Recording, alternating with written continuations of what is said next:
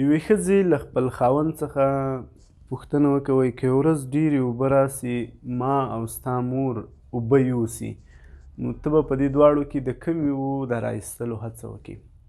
وایي خاوند یې ورته وویل چې زه به مې د مور د رایستلو کوښښ وکړم. نو دا ښځه ډېره زیاته خفه سوه. په کلي کې یو تجربه کاره سپین ږیري ته ورغله، هغسې پوښتنه وکړه، هغه ته یې وویل چې ما ته مې خاوند داسې خبره کړې ده. نو سپین ږیري ورته وویل چې بچی لامبو وهل زده کړه، په هېڅ چا تکیه مه کوئ، په هېڅ چا تکیه مه کوه، لامبو وهل زده کړه چې په خپله له اوبو راوځې. څوک چې په نورو تکیه کوي د هغو څنګلې همیشه ماتېږي. موږ په ژوند کې باید د چا په تمه کښېننو، په خپله هڅه وکړو، په خپله کوښښ وکړو، په خپله ځان ته یو تګلوری او مسیر جوړ کړو.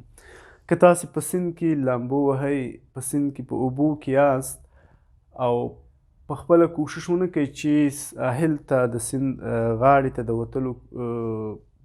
وتلو خپله هڅه او کوښښ ونه کوئ، نو د سیند څپې به په خپله خوښه تاسې هغه ځای ته یوسي چې کوم طرف ته دا څپې روانې.